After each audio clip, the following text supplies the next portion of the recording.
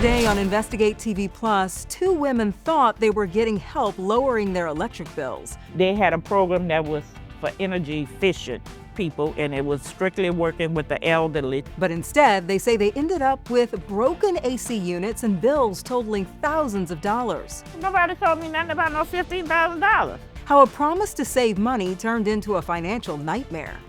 Then a breast cancer survivor denied the care she says she needed, but instead of giving up, she changed the law. I was so mad and devastated. I had to fight. I had to figure out a way. How one woman's fight for access to a procedure reshaped options for other survivors. And when an Air Force major gave his life to save fellow soldiers in Iraq, he left behind a wife and 5 young kids. He was an American war hero, but he was our hero before that because of the way that he lived and loved. How one widow turned her grief into a mission that's providing scholarships to thousands of military families. In-depth stories that inform and inspire. You're watching Investigate TV Plus. A supposedly free program marketed as a way to save money on electric bills left one woman $15,000 in debt. I'm Lee Zurich. And I'm Tisha Powell. She thought it was such a good idea. She encouraged her friend to sign up. But instead of receiving relief from the heat, they say they got stuck with AC units that didn't work and massive bills to pay for it. Consumer investigator Meg Gatto is in New Orleans digging into their claims. Inside Kim Joseph's Holly Grove home, This here is holding the attic up. a piece of plywood is propped up between the floor and attic door. So if this thing slides even slightly, this board It's is gonna come down. falling down, Yes, the stairs and all. all of it. It's gonna come down on us. Joseph says a work crew left her attic door and stairs broken after they installed a new air conditioning unit. But she says this is the least of her worries. I'm furious. I have been down in the slump ever since. Joseph's story begins in August when she says she received an email with a promising offer. They had a program that was for energy efficient people, and it was strictly working with the elderly to help to lower your electric bill. I put my name, the address, my telephone number. She says a salesman showed up at her door 2 days later. He said he was working for Energy New Orleans. Entergy New Orleans tells us its employees never go door to door selling anything. Yet Joseph says she believed the man. And when he promised to install a new AC unit in her home to help lower her electric bill, she believed that too. What was the cost supposed to be? It wasn't costing us nothing. He said it was going to be free. We don't have to pay anything. When 2 men arrived that week with her new air conditioning unit, Joseph noticed The truck that he came in was a Home Depot rent by the hour. once the new unit was installed, she says it didn't work. My dad is 95 years old. Both of us have heart problems. We don't have no business being in here without any air conditioning. For 20 days, Joseph says they lived in sweltering heat without AC until finally she paid another company to come in and fix the unit. Then the bills started arriving for what she thought was a new unit from Entergy New Orleans. Nobody told me nothing about no $15,000. Because if they would have told me $15,000, I wouldn't be right here talking to you. Joseph received these bills from Synchrony Bank. They contained a credit card with a balance of $15,000. The credit card is in her name and under it the words Vantage Home. Again, Joseph thought the AC unit was from Entergy New Orleans, so she was confused when she saw Vantage Home. Vantage Home is based in Mesa, Arizona, and according to its website, also operates in Louisiana. The website says the company sells HVAC systems to homeowners and also performs a range of services, from generator installation to emergency AC repair. We tracked down the company's general manager, Colin Cardwell, who told us over the phone that Joseph signed a contract agreeing to pay an installment loan for the new unit. Joseph disputes Cardwell's claim. I ain't signed no contract. I don't have a contract to give you. She's not alone. Joseph referred her friend to the program, thinking it would save them both money. Now her friend, 92-year-old Doris Booth, finds herself in the same position. It never worked. The air never came on.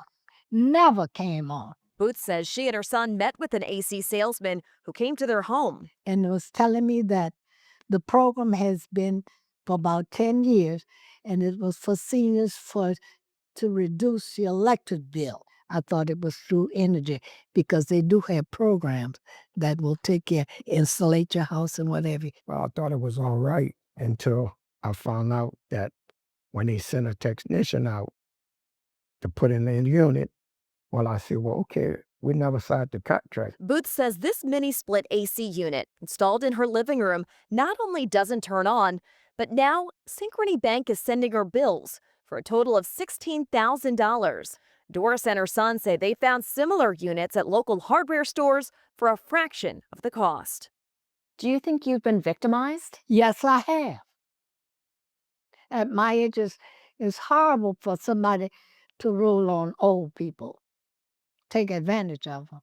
The Louisiana Secretary of State's website says Vantage Home is an inactive business in the state. We also found it's listed as inactive in Arizona. But there is a company in good standing in Arizona called Vantage Home Solar. Ben Sorensen is listed as a manager. According to both Doris Booth and Kim Joseph, Ben Sorensen is the name of the salesman who showed up at their homes, claiming to work for Entergy New Orleans, promising new, free AC units that would lower their electric bills. I called Ben in August. Ben haven't called me back yet. The salesman. I called him at least 15 times. He hasn't called me back. It's like they vanished. Oh, yeah. On the Better Business Bureau's website, Vantage Home has one complaint lodged against it. Vantage Home Solar has more than a dozen. You thought it was going to be a cost savings program. This would save you money. That's what I thought it was. But we got ripped off. Do you think you were duped? I was. I really was. But how does that make you feel? Awful. At 92, I'm tired. We reached out to Synchrony Bank, which sent the bills totaling over $15,000 each. As of December 2025, they told us they closed both accounts and sent the women letters saying the bank confirmed they did not open the accounts and therefore do not owe any money. As for the issues in the women's homes, the owner of an AC company in New Orleans stepped in to help by fixing Joseph's broken attic door and removing the unit from Booth's house. After our initial story, I spoke with the Vantage Home General Manager, Colin Cardwell, over the phone. He said both Kim Joseph and Doris Booth's units worked when his crews left their homes. He also said his crew fixed Joseph's broken attic ladder and door and stressed both women signed contracts to pay for the new units, although he said he would send us the contracts and never did. A few weeks later, I spoke to him again via email. He said he reached out to both women several times but didn't hear back from them. He also said he was willing to cover any outstanding costs he hasn't yet been made aware of. In New Orleans, I'm Meg Gatto. A spokesman for Entergy New Orleans says Entergy does not sell air conditioning units, and while some collection agencies take payment over the phone, they will never ask for personal or financial information from customers with active accounts. Still to come, finding the right running shoe. What your goals are as far as running, what kind of events you might be training for, what kind of surface you'd be running on. We hit the pavement with a doctor to learn why the wrong pair could set you up for injury. But first, after surviving breast cancer, a woman says she was forced to make costly decisions about her follow-up care. Me being a patient and being told no, and I was told no twice, and that's not okay. How her refusal to accept her options sparked a grassroots movement and changed insurance coverage for other patients. You can watch Investigate TV Plus anytime streaming online. Get the app for Roku, Amazon Fire TV, and Apple TV. It's free to download.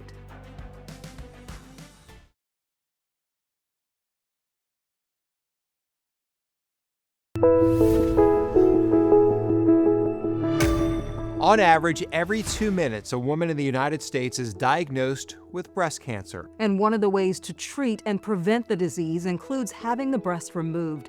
Experts say it can be physically and emotionally overwhelming for a patient, but there are options to help rebuild damaged or missing tissue.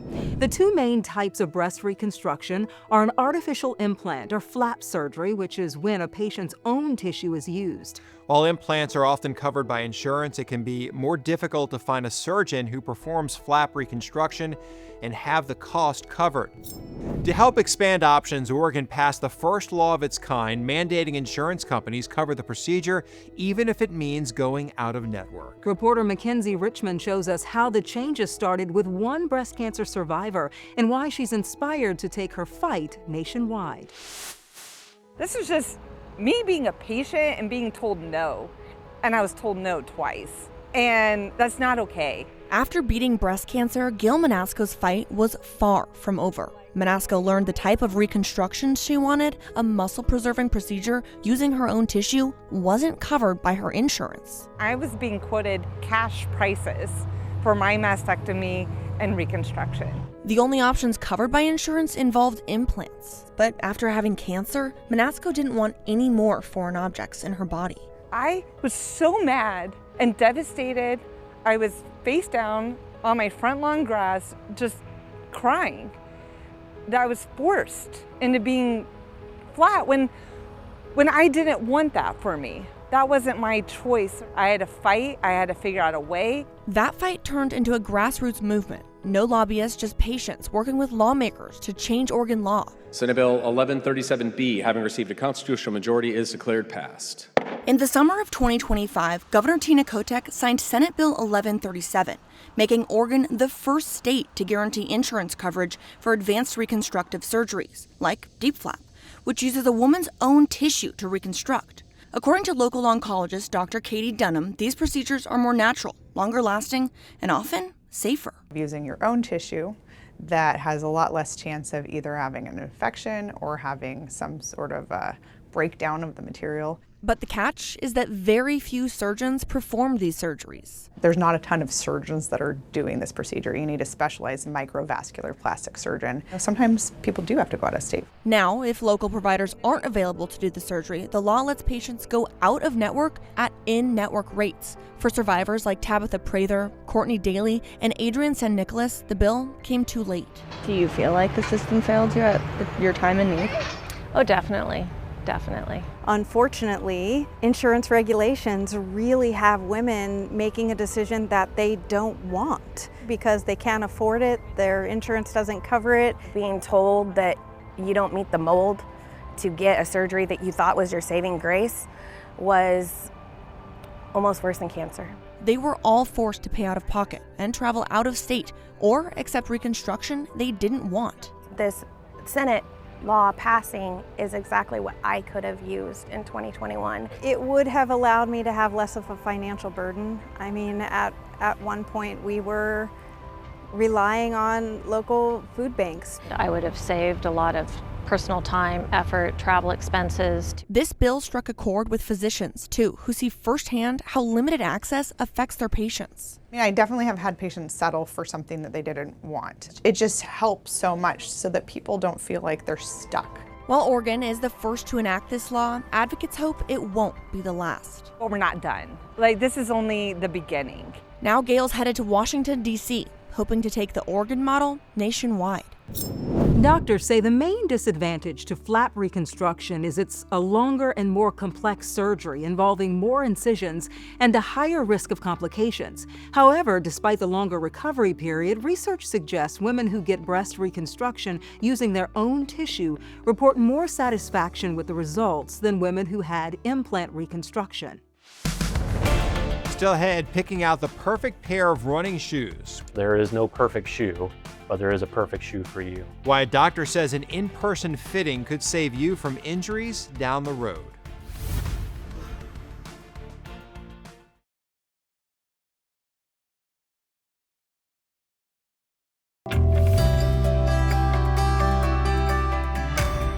logging off and lacing up. According to data from the exercise app Strava, in 2025, running remained the top sport among its users, with Gen Z reporting their main motivation for exercise is a race. And they're finding community and connection at run clubs. But if you've ever trained for a marathon or like to jog to stay healthy, you know a blister or injury can really set you back. Reporter Carrie Beal gets insight from a doctor about the importance of finding the right running shoe. Most people know Prisma Health doctor Michael Mohar as a sports medicine physician. I'm super fortunate to have access to the Lawrence extension on the Swamp Rabbit Trail, very close to work. But on his lunch breaks, you can find him here on the pavement. I go through 3 to 4 different pairs of shoes in a year. Talking and running with ease. If time allows, I like to do about 4 miles during lunch. And he knows an injury can really set you back. I've had several injuries. I think that's part of being an athlete.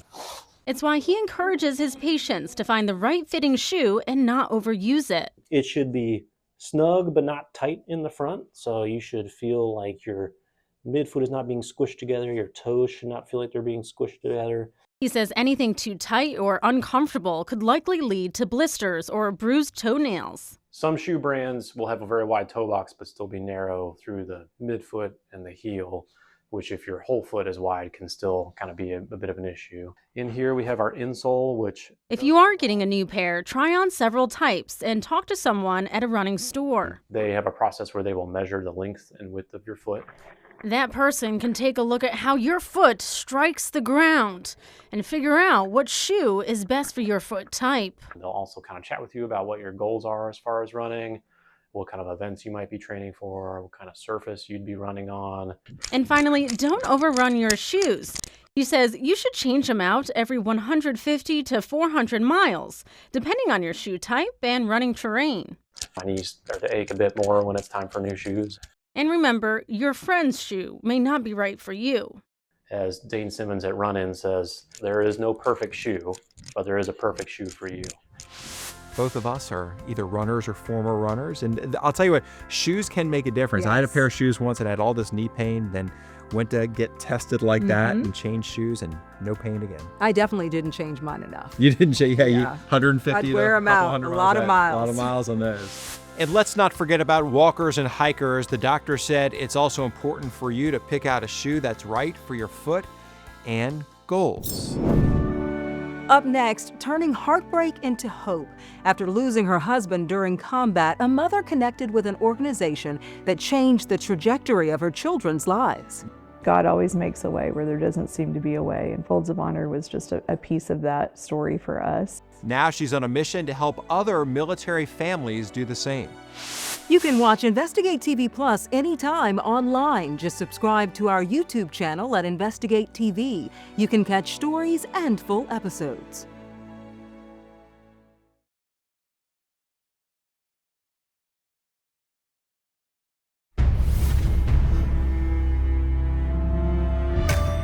A hero's sacrifice in Iraq leaves a widow with 5 young children. But from that tragedy came a mission, one that's helped change the lives of thousands of military families. Reporter Lydia Fielder introduces us to a Tennessee woman who's turned her family's darkest moment into a legacy of hope. He did more in his 34 years of life than most people do in 94. 13 years of marriage, 5 children, and a husband, married to his college sweetheart, Ginger, serving the country with all he had. That's what I saw in Troy. She was always truly living for serving other people. This is obviously the jet that he flew, the F-16, his helmet. In 2006, U.S. Air Force Major Troy Gilbert's F-16 jet crashed during combat in Iraq. He died defending the lives of U.S. Special Forces on the ground after a Black Hawk crashed. That's the jet, that's him in the plane. This was about 30 seconds before he crashed. His body was stolen from the charred wreckage by Al-Qaeda. It would be 10 years before it was fully recovered. My little kids and I became front page news, and we lost, I lost the love of my life. Yeah. Major Gilbert's actions that day saved the lives of more than 20 U.S. soldiers who went home to their families. He was an American war hero, but he was our hero before that because of the way that he lived and loved. Now left widowed to raise 5 kids under the age of 8, a lifeline came for Ginger in the form of an email from Folds of Honor offering them college scholarships. I remember thinking how kind and how grateful I was, but also like, we're never going to make it to college. Like, can you send me a nanny? That's like really what I need right now. To know that you have sort of the support of other people, financial, emotional, I mean, it's all of it. Folds of Honor is a nonprofit that gives scholarships to children and spouses of fallen or disabled soldiers and first responders. Troy and Ginger's kids became 5 of the very first 8 recipients of the Folds of Honor scholarships. And how grateful I was to have the educational support for my kids that their dad would have wanted. Since it was founded near Tulsa in 2007, Folds of Honor has now gifted families more than 62,000 scholarships, totaling about $290 million. In the 2024-25 school year alone, the nonprofit awarded nearly 10,000 scholarships, totaling about $50 million in educational impact. And Ginger didn't just accept that help, she joined the mission. For a decade, she's shared her story across the country and here at home, where the Nashville chapter now supports families just like hers. God always makes a way where there doesn't seem to be a way, and Folds of Honor was just a piece of that story for us, and that it will be for them too. Today, Ginger is remarried to a widower, retired Colonel Jim Ravella, another Air Force fighter pilot. I said, both of you can talk about in heaven who had the better jet, because there's a little friendly rivalry there. On Memorial Day weekend in 2009, Jim Ravella adopted all of Ginger's kids, almost all of whom have graduated college, with the youngest twins now attending Auburn University. In many ways, my children know deep down their dad ended up providing a college education for them, and it was just not the way that, we would have wanted, but it was through his love and provision still, even beyond the grave. The nonprofit also helps families of fallen first responders. You can find more information about their mission on foldsofhonor.org. And that's it for us on Investigate TV Plus. I'm Lee Zurich. And Dante Chappelle. Thanks for watching.